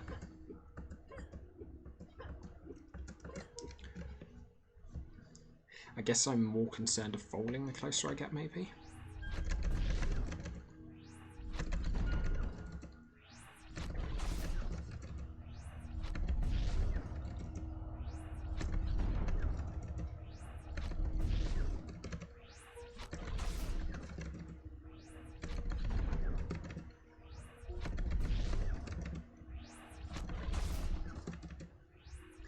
Yeah, that was weird. So you notice there I was spinning around, I was in the animation, and I still fell. Don't know why. Something occasionally goes weird. That time, like most of the time, that's not the limiting factor, but just like 1 in every 100 is. And that particular instance it was. Actually, it's more than 1 in every... I said 1 in every 100. Just as kind of way of saying rare, but actually it's more than 1. I was about to correct to say, okay, no, it's probably fewer, but no. Well, okay, in terms of what is the limiting factor on any individual jumps, like a lot of the time, especially when runs are going well, I don't actually hit the limiting factor, obviously. On runs where I hit the limiting factor, it isn't the limiting factor most of the time. It wouldn't be 1 in 100, but on ones where I don't hit the limiting factor, it's definitely less. On like including all runs, whether or not I hit the limiting factor, or every single jump I make, it's significantly significantly less than 1 in 100. So that I'll get that full, because I think I've gone it 2 or 3 times today, probably.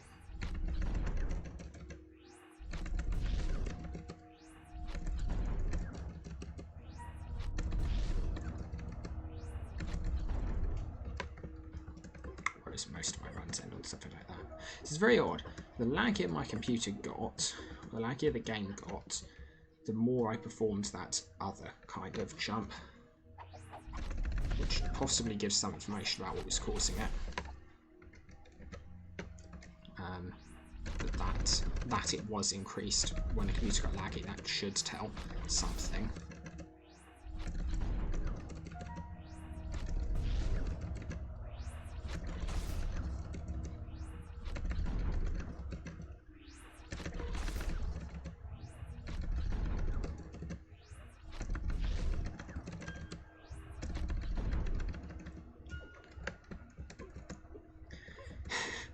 This does basically just become, I guess, keyboard ASMR, because like I'm now no longer forming coherent sentences. So that and Lego minifigure jumping ASMR.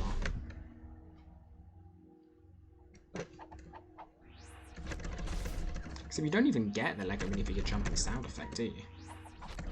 These are completely different.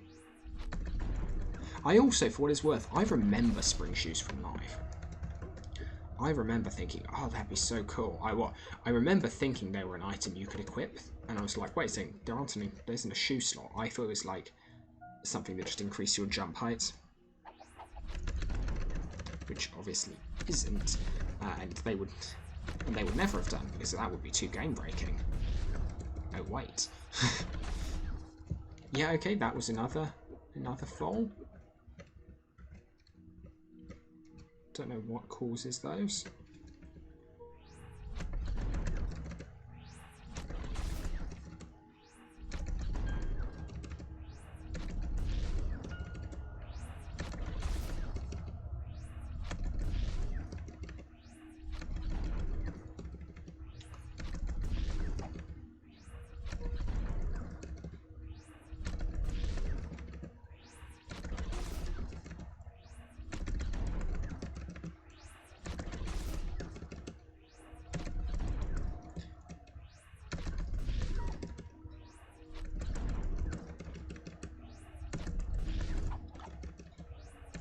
Don't know what went wrong there. Well, no, it felt like another fall. I don't know what's causing them though. Maybe as I'm becoming better, they're becoming more of a problem.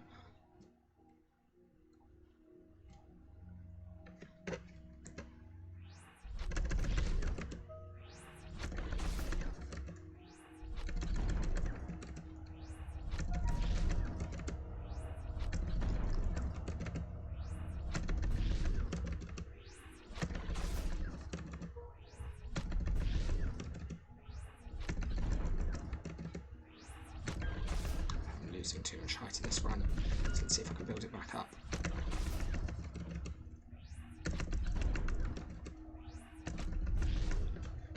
I kind of got close. I did build up some at the end.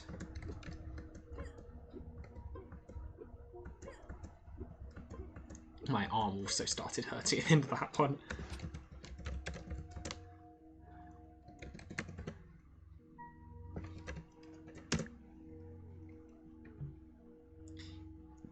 Oops. That's why I should look at what it is I'm typing.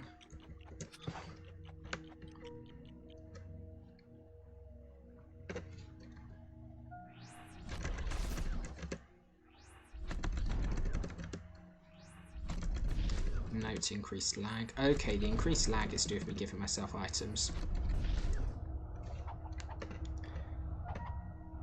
It's not because I'm exceeding backpack space. But it is due to giving myself items, okay.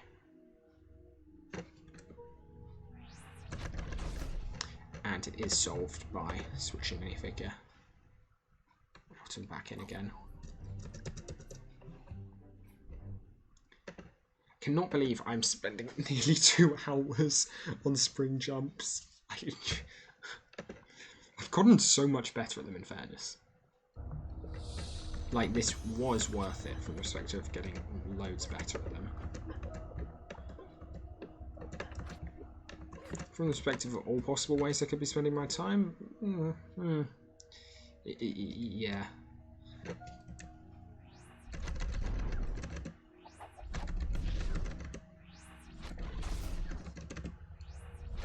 But I am specifically trying to do less. Like, in the past, I would have done significantly more physics in my spare time.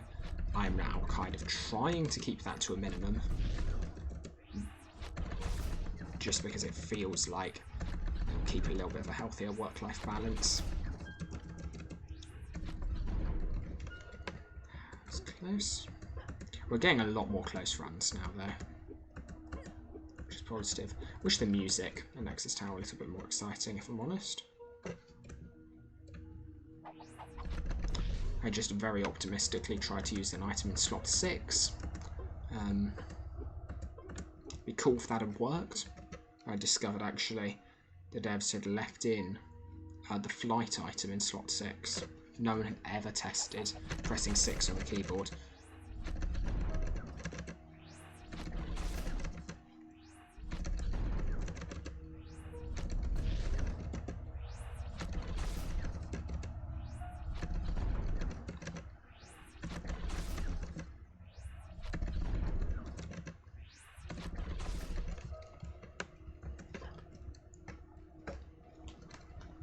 It's the noise of me shaking my hand back and forth. Don't really want to give myself RSI.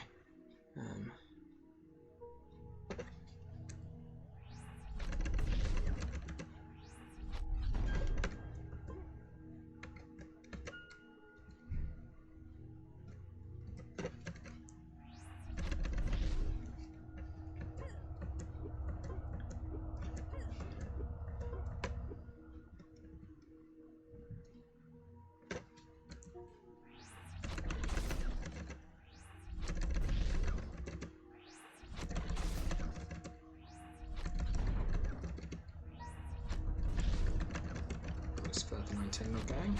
I wonder if I can start further back or... Well, okay, no. Okay, either further forward or further back have benefits.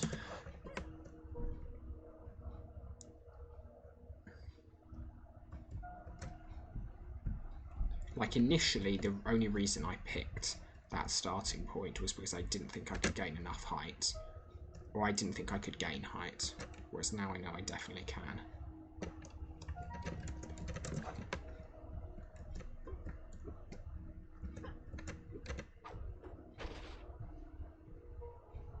Nice, okay, I can't actually turn around and see the thing I'm looking for. Oh, can I zoom in? Yes, I can. We very, very rarely use that function. But yeah, so this is about the same height as the thing, if not a little bit lower. I wonder if I could maybe go for this instead. And then there wouldn't be the... It would be a larger area to aim for as well. Larger area to aim for. I could also aim straight. Might give it a go. Oh wait, I need to actually be able to get up to the top, and I don't think I can. I did try zoom back out, zoom it in, feels weird. I did try this for a little bit another previous day.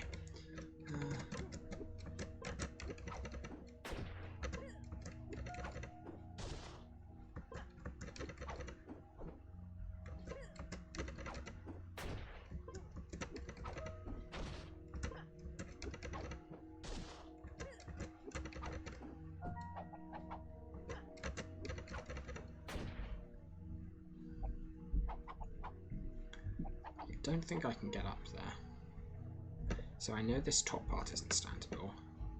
That bit is. There'd be a chance if I could get around that corner. At the side it would be standable, but I don't think I can get that high.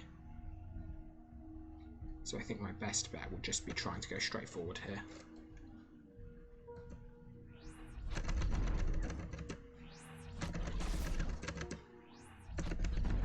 Significantly nicer angle. In terms of actually seeing my progress. Well, not in terms of seeing my progress forwards, actually. In terms of that, it's rubbish. In terms of seeing my height, this is brilliant.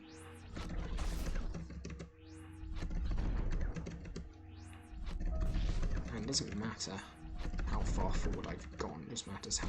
Well, yeah. I just need to remain high enough consistently.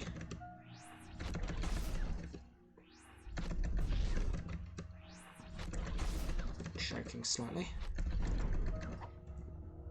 And there was another instance of the weird falling down thing. I think this feels nicer, honestly.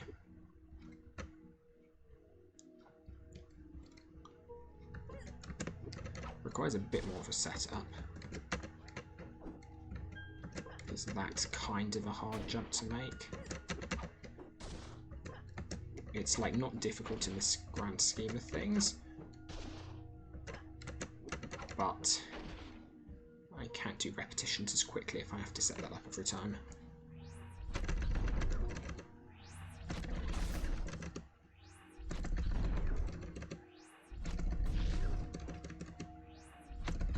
Look at this height gain though.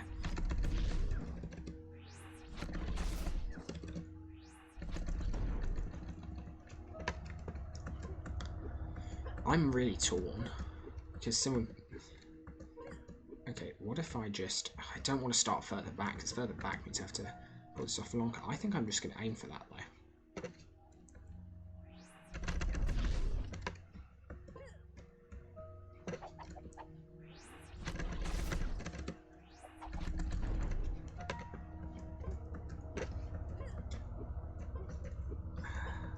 I don't know what to aim for, and I can't aim for both at once. So the alternative is starting a little bit further down and aiming for this.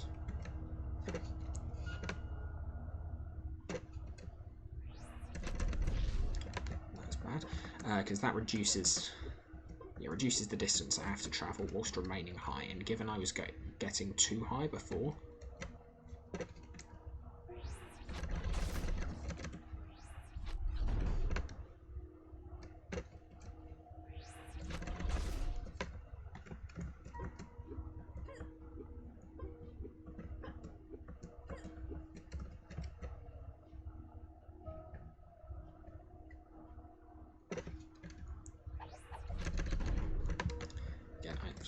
that too soon.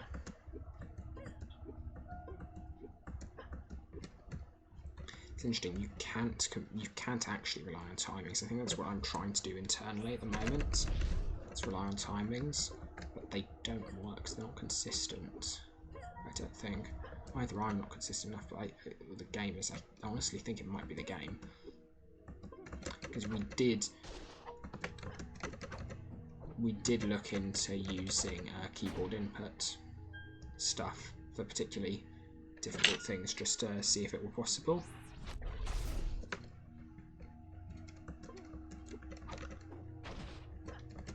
That was an interesting kind of quite an interesting thing to see. It shows that I think that backs up my theory about what's causing the slide forwards or the fly forwards bug falling off there like that.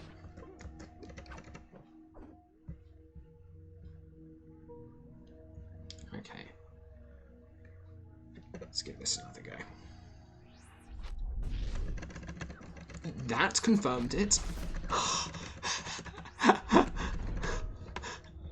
Okay, let me just take a note of what timestamp that was. Okay, that's basically about the 2 hour mark. Okay, that... I know exactly what happened there. That was very, very, very cool. So what happened there was standard glitch, but I was behind. So I was on this ledge, but you can see you can be on one side or the other of the ledge. The previous time, when I went down, I was on this side. That time, I was over there. And what that meant is, yeah, basically all the stuff I was saying earlier about the game trying to push you in one direction but not being able to, and so kind of pushing you upwards instead. That was what just happened with that. That I did not expect to actually be able to reasonably pull off. Ever. Well, I just didn't expect to have a place where I would, like, reasonably even get...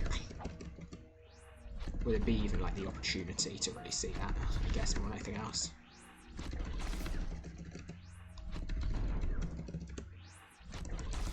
And when I was walking over there, I did not consider that might have that useful property. Doesn't get you going in exactly the right direction for this. Obviously doesn't get you the whole way there. But that was very, very cool.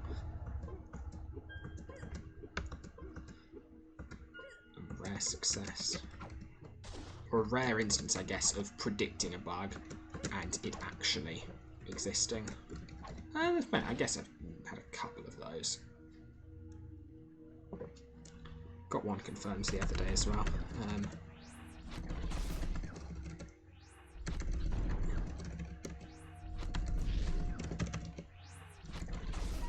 A bug I guessed might exist based off of the fact that LU actually uses a similar physics engine, or a related physics engine to the one used by to the source engine. Related to the physics engine used by Source games, or Valve games, I don't know what's going on, but Portal is what I'm thinking of, and I had a theory for ages there would be certain spots with particular geometry where if you stood in them, you'd gain infinite, you'd basically end up gaining infinite height and or infinite speed, rather, because that's a thing in Portal. And I found clips where you could get into positions like that, but until very recently I never found an infinite speed thing. They are kind of useless, because it's only infinite speed downwards. And, yeah, it's... In Portal, you can make use of that, because infinite speed downwards can be converted to infinite speed upwards by whichever the bouncy gel is. Is that repulsion gel? Don't know. I've actually played Portal. I should, at some point. Be a fun game to play.